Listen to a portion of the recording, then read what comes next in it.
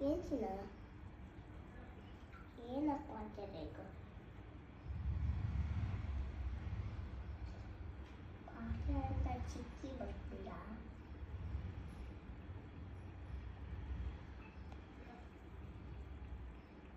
ಮತ್ತೊಂದ ಚಿಕ್ಕಿ